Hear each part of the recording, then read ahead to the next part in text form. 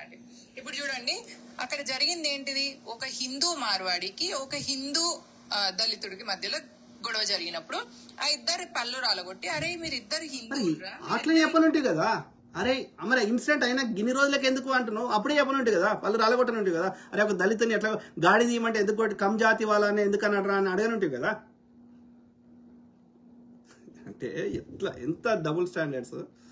దేశానికి భవిష్యత్తు, ఈ దేశ పౌరులు, మీకు ఈ దేశం పట్ల బాధ్యత ఉంది, ఈ ధర్మం పట్ల మీకు బాధ్యత ఉంది. ఏం బాధ్యత ఉంది? బంక్ ఉన్నది. ఏం బాధ్యత ఉంటది? ఎవరి పని ఆడి చేసుకుంటుండు, ఎవరిని బతకాడు బతుకుతుండు. ఏం బాధ్యత ఉంటుంది? బంక్ ఉంటుంది. ఇది భారతీయ చట్టాలు పాటిస్తున్నాం, భారతీయ ట్యాక్సులు కడుతున్నాం, ఇంకేం బాధ్యత ఉంటుందిరా? మేము ట్యాక్సులు కట్టి మీకు మీరు గవర్నమెంట్ ఎంప్లాయీస్కి వాళ్ళందరికి జీతాలు ఇస్తున్నాం, ఇంకేం బాధ్యత చేస్తాం? మా బాధ్యత మేము చేస్తున్నాం. రోడ్డు మీద చెత్త వేయొద్దు, వేయం, ఇంకేం చేస్తాం? ఏం బాధ్యత ఉంటుంది? ఎవరికి నచ్చిన దేవుని మొక్కుంటే దానికి ఏం సంబంధం? గవర్నమెంట్కి ఏం సంబంధం? గవర్నమెంట్కి ఏం సంబంధం? నేను ఎవరిని మొక్కితే ఎవరికి నష్టం జరుగుతుంది? నేను ఫలానా దేవుని మొక్కడం వలనో మొక్కకపోవడం వలనో, నేను నాస్తిక ఉంటేనో ఇంకోటి ఉంటేనో ఎవరికి నష్టం జరుగుతుంది భూమి మీద? వేరే వానికి నష్టం కానంత వరకు నువ్వేం చేసుకున్నా సంబంధం లేదు కదా వేరే వానికి. నా ఇంట్లో నేను బట్టలు ఇప్పుకొని తిరిగి ఎగిరినా దుంకినా ఎవడు పట్టించుకోడు కదా, అవసరం లేదు కదా. నా బాత్రూంలో బట్టలు వేసుకొని స్నానం చేస్తున్నా, బట్టలు లేకుండా స్నానం చేస్తున్నా అనేది నేను మౌనికా సుంకర వల్లాపుకో బండి సంజయ్ గారికో ఇంకొక చెప్పాల్సిన అవసరం లేదు కదా. బండి సంజయ్ వాళ్ళ పిల్లలతో బట్టల మీద చేస్తాడా, బట్టలు లేకుండా చేస్తాడా అని నేను అడుగుతలేను కదా. Same thing with religion. నాకు ఒకడికి బిర్యానీ ఇష్టం, ఒకడికి సకినాలు ఎర్రకారంతో వేసి ఇష్టం, ఒకరికి పచ్చకారంతో వేసి ఇష్టం. అదే దాంట్లో కూడా నువ్వు ఇన్వాల్వ్ అవుతావా? నేను ఎట్లా బొట్టు పెట్టుకోవాలి, నేను ఎడ కూర్చోవాలి, నేను ఏ టైంకి ఫలానా. అందుకే చూడు వాడు దరిద్రం చూడు, ఈ బాపనోడు గీ టైం మంచిగా ఉంటుందంట, గీ టైం చెడ్డగా ఉంటుందంట. మరి బాపనోడికి మేము పెడతాం, చాలోడు పెడతాడు వానికి ముహూర్తం లేదు, బంక లేదు. గీ టైం మంచిగా, గీ టైం చెడ్డగా ఉండదు. అట్లయితే బాపనోడు ఒకటి సావద్దు. మళ్ళా వానికి ఏంటంటే మన ఇంట్లో ఏం చేసినా వానికి తెలవాలి, ఏ టైంకి సెక్స్ చేసినా వానికి తెలవాలి. అర్థమైందా? అంటే ఎంత మనని కంట్రోల్ చేసే ప్రయత్నం చేస్తుండ అనేది గమనించాలి ఇక్కడ. గీ టైం మంచిగా, గీ టైం చెడ్డగా ఉండదు. బాపనోని రోగం వస్తే మళ్ళీ మన దగ్గరకు వస్తాడు, చాలా అయిన డాక్టర్ దగ్గరికి, సాకలైన డాక్టర్ దగ్గరికి వస్తాడు, మాదిగైన డాక్టర్ దగ్గరికి వస్తాడు. మరి వాని రోగం వాడి తగ్గించుకోలేని మనకేం చెప్తాడు వాడు? Common sense. ఓకే, ఆడ గీ టైం మంచిగా, గీ టైం చెడ్డగా ఏముండదు. భూమి తన చుట్టూ తాను తిరుగుతూ సూర్యుని చుట్టూ తిరుగుతుంది, గంతే. ఆడ ఇంకా అంతకుమించి ఏం లేదు. ఆడ ఎవడు కంట్రోల్ చేస్తుండు? గీ టైంకి మంచిగా సూర్యుడు ఆడ కదులుతలేడు, మెదులుతలేడు, అది ఏం లేదు అలా. సూర్యుడి లోపల మండే అగ్నిగోళం, ఆ హీలియము, ఆ వాయువులు బగ్గం మండుతున్నాయి, గంతే. అంతకుమించి ఏం లేదు. అది సూర్యుడు అంటే అదొక మనిషి కాదు, అదొకటి ఏం కాదు, అదొక వాయువులు మండుతున్నాయి. భూమి కూడా అంతే. భూమి లోపల ఒక పెద్ద మంటది ఉన్నది, అగ్నిపర్వతాలు వస్తాయి, ఎక్కడికి వస్తాయి, భూమి లోపలికి వస్తాయి. ఓకే, అది కూడా గంతే. అర్థమైందా? సో కాబట్టి ఎవడు గీ టైంకి మంచిగా ఉండాలి, గీ టైంకి చెడ్డగా ఉండాలి ఎవడు చెప్తాడు? సూర్యుడు చెప్తాడా? ఆయనకి మాట్లాడొస్తుందా? భూమి చెప్తుందా? మాట్లాడొస్తుందా? ఎవడు చెప్తాడు? బాపనోడు తప్ప ఎవడు చెప్తలేడు. కామన్ సెన్స్ ఆలోచన, మీ దండం పెడతా. కావాలి నేను చెప్పిన తప్ప అయితే శాటిలైట్లు వచ్చినాయి, అనేక టెలిస్కోప్లు వచ్చినాయి, ఈ డ్రోన్లు వచ్చినాయి, దగ్గరలో అయితే స్పేస్ క్రాఫ్ట్లు వచ్చినాయి, అనేక రకాల వచ్చినాయి ఈ టెక్నాలజీ. చూపెట్టండి, ఎవడు ఏడ కూర్చుంటుంది మనం కంట్రోల్ చేస్తుండో చూపెట్టుంది. గీ టైం మంచిగా ఉండాలి, గీ టైం చెడ్డగా ఉండాలి ఎవడు చెప్తుండో చూపెట్టుంది. బాపనోడు తప్ప ఎవడు చెప్తారే. ప్రకృతి ఎక్కడ అన్ని టైంలో ఒకటే. ఎస్, భూమి తన చుట్టూ తాను తిరిగే క్రమంలో అది చీకటి అవుతుంది. ఎందుకంటే సూర్యుని రశ్మి ఒక దిక్కు మొత్తం చుట్టూ పడదు కదా. ఇప్పుడు ఈడ లైట్ ఉంది, ఇప్పుడు నా చెయ్యికి ఇక్కడ దిక్కు లైట్ ఉంది, ఇటు దిక్కు ఉన్న లైట్ వెనకకున్నదా, ఇది తిరిగితే లైట్ వస్తుంది ఈడ. కానీ ఇప్పుడు ఇట్లుంటే ఈడ వెనక దిక్కు చీకటి ఉంది కదా, గంతే. భూమి తన చుట్టూ తాను తిరుగుతుంటే ఆ తిరిగిన దగ్గర సూర్యుడు ఉన్న దగ్గర ఎండ వస్తుంది, ఈ ఇంకో సైడ్ చీకటి అవుతుంది. ఇది ఇట్లా ఇంకొంచెం తిరిగితే ఈడున్నానికి మళ్ళీ ఈడ వెళ్తురు వస్తుంది, గంతే. ఉదయం సాయంత్రం అంటే ఏం లేదు, గంతే. భూమి తన చుట్టూ తాను తిరగడం వల్ల ఈ టైం మారుతుంది, గంతే. అంటే ఇప్పుడు ఎగ్జాంపుల్, ఈడ ఇండియా ఉన్నది కదా, ఇప్పుడు యూకే ఇంకో దిక్కు ఉంది అనుకో, ఆ యూకే వన్కి ఎండగొట్టడో చీకటి అవ్వడో అవుతుంది. నీకు ఈజీగా అర్థం కావడానికి ఒక్క నిమిషం ఇప్పుడే చెప్తాను, నీకు అర్థమవుతుంది ఈజీగా. అంటే సైన్స్ అంత దాన్ని వాడు మూఢనమ్మకం చేస్తాడని ఎట్లా కలుస్తుంది?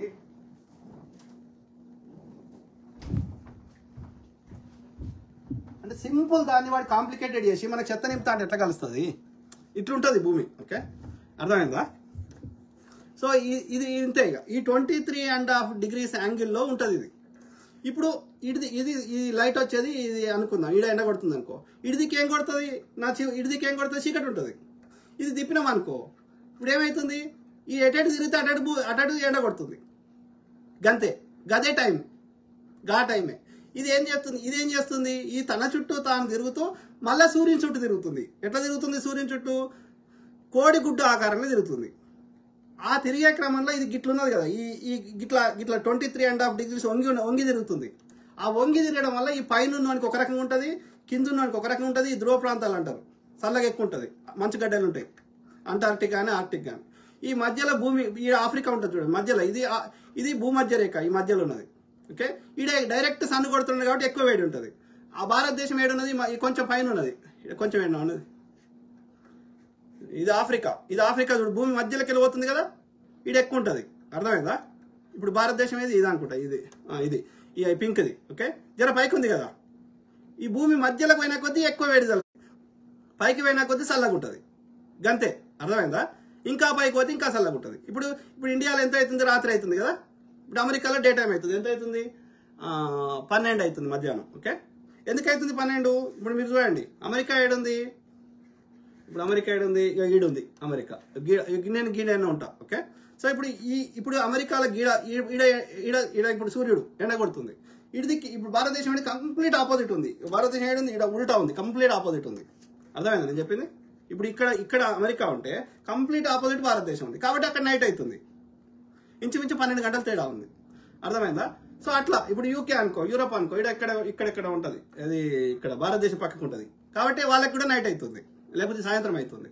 సో అర్థమైందా? గింతే, గీ సింపుల్ దానికి ఫలానా టైం మంచిగుంటుందంట, ఫలానా టైం చెడ్డగా ఉంటుందంట. అంటే చెప్పితే కూడా అతికేటట్టు ఉండాలి కదా. That's nothing like that. అంటే ఉద్దేశం ఏంటి, మన దగ్గర పైసలు వసూలు చేయాలి, మన ఇంట్లో ఏం జరిగినా మనకి తెలవాలి. ఎందుకంటే తెలిస్తే మన దగ్గర అది లేకుండా చేస్తాడు. మనం ఇల్లు కొనుక్కుంటే మనకి తెలిసిందనుకో, 4 పైసలు సంపాదించుకుంటాడు, మన దగ్గర ఇల్లు లేకుండా ఎట్లా చేయాలో ఆలోచిస్తాడు, ఏదైనా కుట్ర చేసే ప్రయత్నం చేస్తాడు. గంతే. ఓకే, సో కాబట్టి ఆడ ఎవడు లేడు, ఎవడు లేడు. ఇక మరి చెప్తున్న ఈ అల్లా ఎవరు, జీసస్ ఎవరు, ఇంకో ఆయన ఎవరు, బుద్ధుడు ఎవరు, ఇంకోరు అంటే రాముడు ఎవరు, ఇంకోరు అంటే ఎల్లమ్మ పోషం ఎవరు అంటే మనుషులే. ఒకప్పుడు వాళ్ళు సమాజానికి ఎంతో కొంత మంచిగా చేశారు కాబట్టి ఇప్పుడు సమ్మక్క సారలమ్మ దేవుళ్ళని మొక్కుతున్నాం. ఎవరు మనకు తెలియదా? కోయ జాతిలో వాళ్ళు కాకతీయ రాజుల మధ్యలో ఆ యుద్ధం జరిగితే కోయ జాతిని కాపాడిన వాళ్ళు. ఏది 13వ శతాబ్దంలో ప్రతాపరుద్రుని కాలంలో. తెలియదా అది? కాబట్టి ఎవరైనా సరే మంచి చేస్తే దేవుళ్ళు అన్నారు, ఎందుకంటే వాళ్ళని గుర్తుపెట్టుకోవడానికి, ఆ కృతజ్ఞత చెప్పడం. అంతే తప్ప వాళ్ళు వచ్చేసి ఇవాళ మళ్ళీ మన కష్టాలను తీరుస్తారు అని ఏ మతమోడు చెప్పినా తప్పు చెప్తున్నాడు. వాని బతుకుదెరువు కోసం, వాని బువ్వ కోసం చెప్తున్నాడు తప్ప ఎవడు వచ్చి ఏం చేయడు.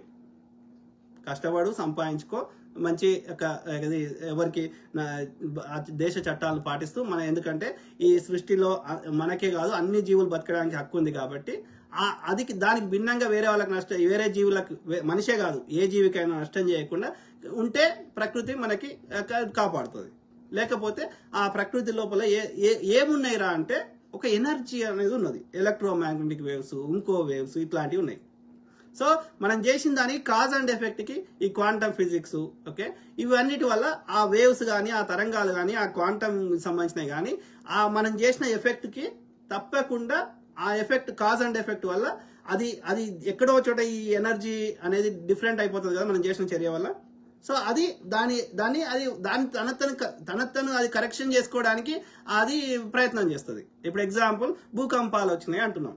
ఏం చేస్తుంది భూమి ఏం చేస్తుందంటే లేయర్స్ అనే పైన ఒక లేయర్స్ ఉంటాయి, అవి ఏం చేస్తుంది అంటే తను అడ్జస్ట్ అవుతా ఉంటుంది, మూవ్ అవుతా ఉంటుంది, ప్లేట్లెట్స్ అంటారు. ఓకే, సో అవి ఎందుకు మూవ్ అవుతుంది? అది అట్లా కాకపోతే ఆ భూమి ఉండలేదు. భూమి అట్లా ప్లేట్లెట్స్ కదిలినప్పుడు, అడ్జస్ట్ అయినప్పుడు దాని మీద ఉండేటి గుట్టలు కానీ, లేకపోతే నీళ్లు కానీ, దాని మీద ఇల్లులు కట్టుకుంటే ఇల్లులు కానీ అవి నాశనం అవ్వడానికి అవకాశం ఉంటుంది. అనుకో చేయలేదు, అట్లా భూమి కదలలేదు, ఆ ప్లేట్లెట్స్ కదలలేదు అనుకో, అది తన అస్తిత్వాన్ని అది ఎగ్జిస్ట్ కాలేదు. అంటే అది మన మీద కోపంతో చేస్తలేదు భూమి ఆ ప్లేట్లెట్స్ కదలడం అనేది, అది తన ఎగ్జిస్టెన్స్ కోసం చేస్తున్నది, తన అస్తిత్వం కోసం చేస్తున్నది. That's a natural process. కాబట్టి దాంట్లో భూకంపాలు వస్తే, భూకంపం రాకపోతే, భూమి కదలకపోతే సమస్య. భూమి తన చుట్టూ తను తిరగకపోతే సమస్య. ఎందుకంటే ఆడ భూ గురుత్వాకర్షణ శక్తి అనే కాన్సెప్ట్ లేదు. ఓకే, ఇవన్నీ సిస్టమేటిక్గా ఎనర్జీ అనేది తిరిగినప్పుడే అది ఒకదానికి ఒకటి గుద్దుకుంటలేవు, లేకపోతే ఒకదానికి ఒకటి గుద్దుకొని మొత్తం ఇదైపోతాయి. అంటే ఎనర్జీ అనేది ఇక్కడ మెయింటైన్ చేస్తుంది అనేది నేను చెప్పదలుచుకున్నా. అది ఐన్స్టీన్ గారు స్పేస్ అండ్ రిలేటివ్ థియరీ కింద ఈ మాస్ కి ఈ ఎనర్జీ అనేది తన వస్తువులని ఇంత ఫోర్స్ తోటి ఇట్లా చేస్తుంది అని, అది ఈ ఫోర్స్ ఇంత నెట్టినప్పుడు ఈ ఫోర్స్ ఇంత నెట్టినప్పుడు రెండు ఫోర్సులు అది ఒక్కటే అయినప్పుడు అది అక్కడే ఉంటుంది, తన కక్షలో తానే తిరుగుతుంటుంది. సింపుల్. ఇప్పుడు మన మన ఏది ఉపగ్రహాలు పంపిస్తాం. ఉపగ్రహం అంటే అందులో కెమెరాలో ఇంకోట పెట్టి ఒక మిషన్ లెక్క తయారు చేసి పంపిస్తాం ఒక ఎత్తు, కొంచెం భూమికి ఎత్తు పైకి. మన కక్షలు ఎట్లా తిరుగుతుంది అది అంటే ఒక పర్టికులర్ స్పీడ్ లో పంపించినప్పుడు దాన్ని త్రో చేసినప్పుడు అది ఒక ఫోర్స్ ని క్రియేట్ చేస్తుంది. దాన్ని సెంట్రిఫ్యూగల్ ఫోర్స్ అంటారు. అంటే దాన్ని బయటకు పోవాలని ట్రై చేస్తుంటది. ఓకే, సో ఆ భూమికి ఈ వేరే ఫోర్సులు ఈ దీని మీద అంటే సింపుల్ గా చెప్పడానికి భూమి గురుత్వాకర్షణ శక్తి అంటున్నాం కానీ కాదు. యాక్చువల్లీ వేరే గ్రహాలు ఈ భూమి మీద చేసే ఫోర్సు, ఓకే, అవన్నీ కలిపితే అది గురుత్వాకర్షణ శక్తి భూమి తన చుట్టూ తన దిక్కు లాక్కున్నట్టుగా ఉంటది. అది చేస్తుంది కానీ దానికి కారణం భూమికి ఆకర్షణ శక్తి లేదు. అది తిరగడం వల్ల వచ్చిన ఎనర్జీ అది. ఓకే, సో ఏది ఏమైనా ఈ భూమి తన దిక్కు లాక్కునే ఆ ఫోర్స్ కి అది బయటకు పోవాలని ప్రయత్నం చేసే ఫోర్స్ రెండు సమానమైనప్పుడు అది ఏం చేస్తుంది, ఊకే పడుతూ ఉంటది. పడుడు అంటే నథింగ్ బట్ అది ఆ కక్షలో తిరుగుతూ ఉంటది. సింపుల్. ఓకే, అర్థమైందా? సో అయితే ఇక్కడ ఏం చెప్తున్నా అంటే ఇదంతా సైన్స్, ఒక సిస్టమేటిక్ గా ఒక ఎనర్జీ అనేది ఎలక్ట్రోమాగ్నెటిక్ వేవ్స్, ఇంకో వేవ్స్, క్వాంటమ్ ఫిజిక్స్, ఎనర్జీ శక్తికి సంబంధించినవి. ఇప్పుడు కాంతి అనేది అదొక శక్తి. ఈ శక్తి అనేది ఉన్నది.